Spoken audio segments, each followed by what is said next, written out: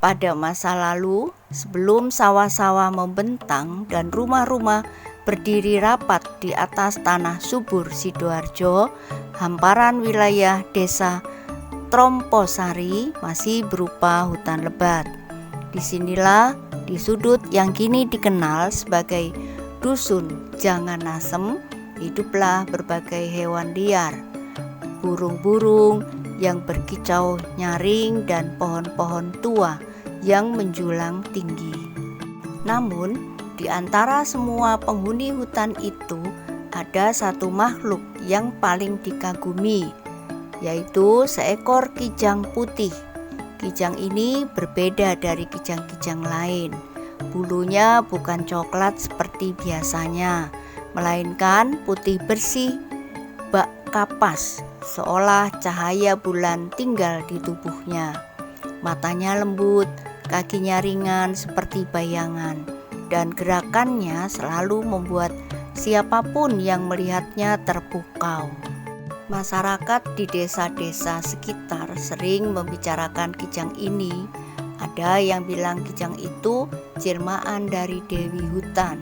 Ada pula yang percaya bahwa siapapun yang bisa melihat kijang putih itu akan mendapat berkah dan keselamatan. Tapi kijang itu tak mudah ditemui. Ia muncul hanya sesekali, seperti mimpi yang sebentar datang lalu menghilang di balik semak dan kabut pagi. Suatu hari, musim kemarau yang panjang datang. Sungai-sungai mulai mengering dan rumput di padang berubah coklat, kaku oleh terik matahari. Kijang putih pun kesulitan menemukan air dan makanan. Ia berjalan jauh dari hutan, menelusuri tanah yang retak-retak, hingga akhirnya tiba di sebuah padang yang belum pernah ia kunjungi sebelumnya. Di tengah padang itu berdiri sebatang pohon asem yang besar dan tua. Daunnya rimbun, buahnya menjuntai lebat, dan akarnya menjalar kuat ke dalam tanah. Di bawah naungan pohon itu ada mata air kecil yang masih mengalir meskipun musim kemarau sedang kejam. Kijang putih mendekati pohon asem itu. Ia minum dari mata airnya, memakan rumput yang masih tumbuh tipis di sekitarnya, lalu berbaring di bawah bayangan pohon. Hawa di sana sejuk, angin bertiup lembut, dan suasananya damai.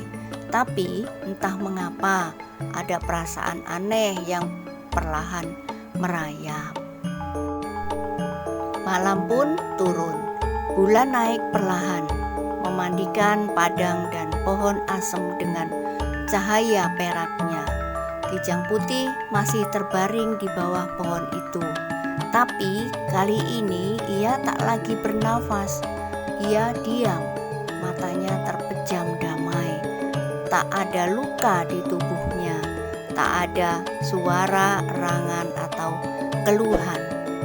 Ia mati begitu saja. Seolah tempat itu memang telah dipilih sebagai tempat terakhirnya beristirahat. Keesokan harinya, penduduk yang mencari air di sekitar padang menemukan tubuh kijang putih itu. Mereka terkejut lalu bersimpung. Beberapa menangis, bukan hanya karena keindahan kijang itu telah tiada, tapi karena mereka merasa seolah kehilangan sesuatu yang suci. Kijang itu telah menjadi bagian dari mereka, meskipun tak pernah dijinakkan, hanya sesekali terlihat. Warga memutuskan untuk tidak mengubur kijang itu jauh dari tempat ia meninggal. Mereka menggali lubang di bawah pohon asem tua, dan di sanalah mereka menguburkan dengan penuh hormat. Lalu mereka memberi nama tempat itu Menjangan Asem, yang berarti kijang dan pohon asem. Dari Menjangan Asem ke Jangan Asem. Waktu berlalu pohon asem itu tetap tumbuh. Penduduk mulai tinggal di sekitarnya, membangun rumah, membuka ladang, dan perlahan dusun pun terbentuk.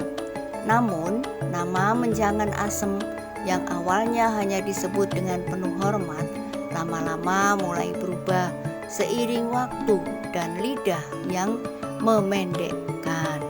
Anak-anak mulai menyebutnya jangan nasem. Orang-orang luar yang datang dan bertanya, "Ini dusun apa?" akan dijawab dengan dusun jangan nasem. Nama itu melekat. Tak ada yang berniat mengubahnya, karena di balik nama yang singkat itu tersimpan kisah panjang tentang keindahan, kehilangan, dan kehormatan terhadap alam.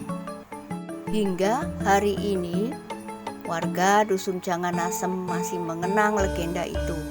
Di tengah dusun, pohon asem itu yang dulu menaungi Kijang Putih masih berdiri, meskipun batangnya mulai keropos dimakan usia. Beberapa warga percaya setiap malam tertentu, jika bulan purnama menggantung rendah, kadang terdengar suara langkah ringan di sekitar pohon itu. Suara seperti kijang yang berjalan perlahan, tenang, kembali menjenguk tanah tempat ia mengembuskan nafas terakhir. Dan begitulah legenda dusun Jangan Asem hidup.